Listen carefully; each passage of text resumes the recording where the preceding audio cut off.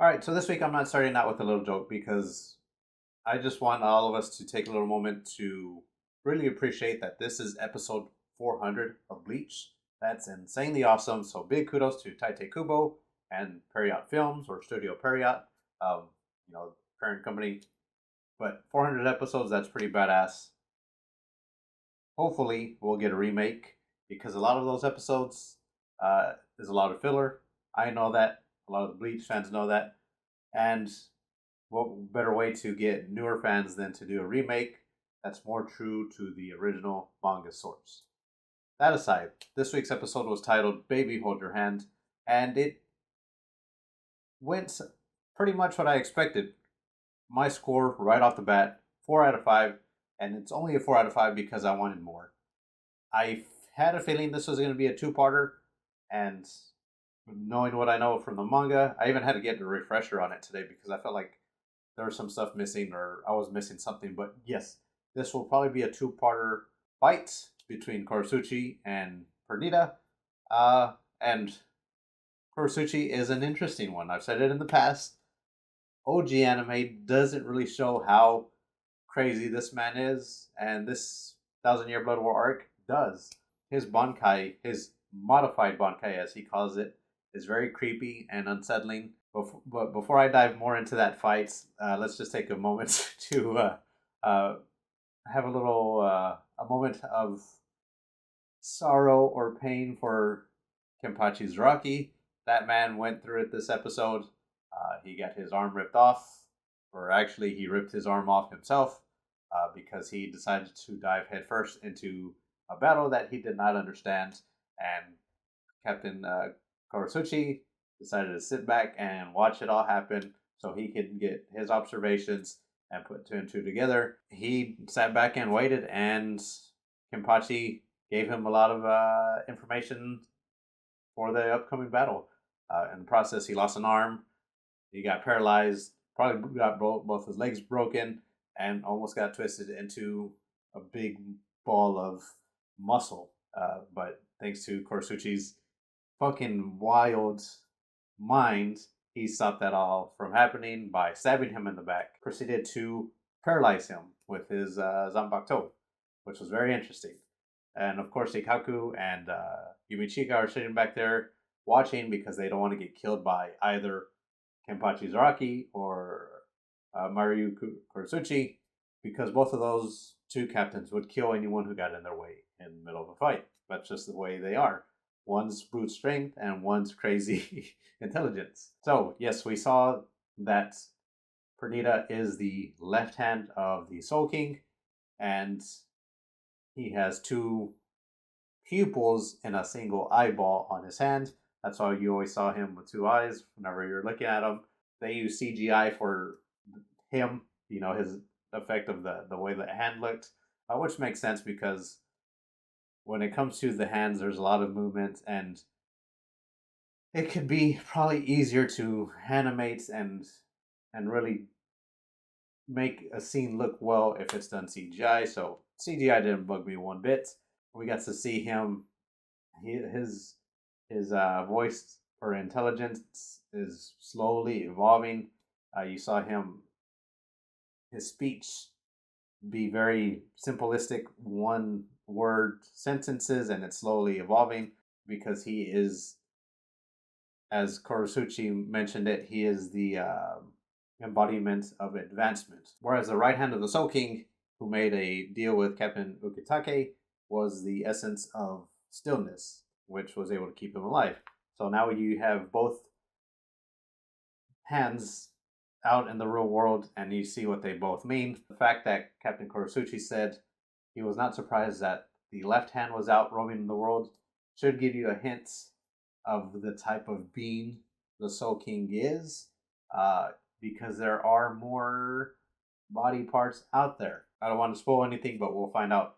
Well, at least find a few more out during this core. As the fight went on, Captain Korusuchi realized that everything that he does, Pernida does, is it deals with nerves. So he was able to control the ground, create these arms, and he's trying to crush Captain Korusuchi. Captain Korusuchi is swinging in there, kind of like Spider-Man using his hands because he experiments on himself, and they were just shooting out. It was interesting to see him just shiny and floating around like that. But eventually, Pernida is able to attack him, quote unquote, crush him, and we see what is my favorite outfit of Captain Kurasuchi. It's very simplistic, but his, the way his hair is, and he's constantly changing his gear. I like this outfit the most from all the ones that he's put out there. But yeah, he's floating in the air. He's using a Quincy technique to stay off the ground because the ground is full of Pernida's nerves, and they continue their fight. He's doing this slingshot attack with their human souls that he's experimented on. It's basically a head that he uses as a bomb, and you hear it scream. Very interesting, but don't ever put anything past this man.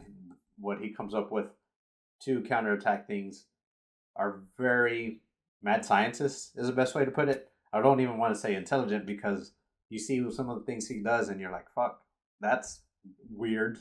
And, the slingshot shooting a head bomb is one of them. He altered his Bankai, like I said earlier, which we all know is like this weird baby worm. This time it manifests into a giant fat man type deal, which gives birth to a baby. It's full of nerves, which counteracts Pernida's attacks because he attacks the nerves. So each time he attacks Captain Kurasuchi's Bankai, it just peeled off the skin. It couldn't do anything major to him. He, as in the Bankai, proceeded to eat Pernida, and that's where the fight ended at the moment. There is more to the fights. I will say that. The fact that they are cutting this up into a two-parter kind of makes sense because there are huge revelations after the end of this fight. So I can see them wanting to really put as much detail and drag this out, quote unquote, drag it out for as much as they can. Plus, it's also Kubo's favorite character, so he's going to want to really give him love, which he has done this core to begin with. Plenty of people in the past have said Captain Kurasuchi is the MVP of this arc, and so far, it's hard to argue with that. But yeah, very fast episode. I was expecting, like I said, more. It's the only reason I knocked the point on it. The animation was good. The 3D model of Pernida I didn't have a problem with. Poor Kenpachi took some major L's. And that's what I like about this part of this arc. No single captain is going to beat one of the Stern Ritter because these guys are the top dogs of the Quincy. There's a reason why you're going to see multiple Soul Reaver captains fighting singular Stern Ritters. They are very strong, and as you saw, he was able to tank Kenpachi Zaraki's attacks like nothing. He was able to almost kill Kenpachi Zaraki, and if it wasn't for Captain Kurasuchi, he would have done that. Also, one thing that I noticed is that there is a remix of an OG Bleach song in this one. I didn't pick up on it until there was no talking between any of the characters. You can just hear it in the background. It's another fucking awesome version of an OG Bleach song that was, it's been around for decades. And just to see it modernized and have it tweaked, super awesome. I like how they did this one.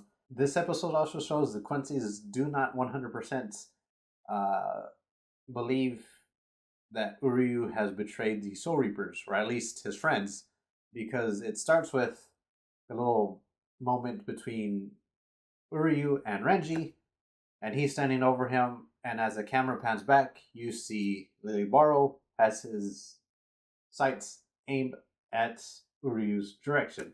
And the last episode we saw that Hauswald was watching his fight, so that the fact that those two characters have been watching him tells me that they don't 100% believe he is on their side, which makes sense. He's good friends with Ichigo, Chad, and Orihime. So even after everything he's done, they still don't trust him. So we'll see how that plays out. But yeah, quick episode. I enjoyed it. I wish we got more. But the fact that they are cutting it into probably 2 episodes, I'm okay with. I don't know if they would even do 1.5. With the ending poem of Head Captain Shunsui, I have a feeling that the following episode will focus on him. So the idea of maybe 1.5 episode on this fight seems a little off because there's a lot left. But yeah, 400 episodes in the book. That's wildly insane. I'm happy that we are here. Hopefully, some of y'all have been enjoying the ride alongside with me. But that's where I'm going to end this one, and I will talk to you soon.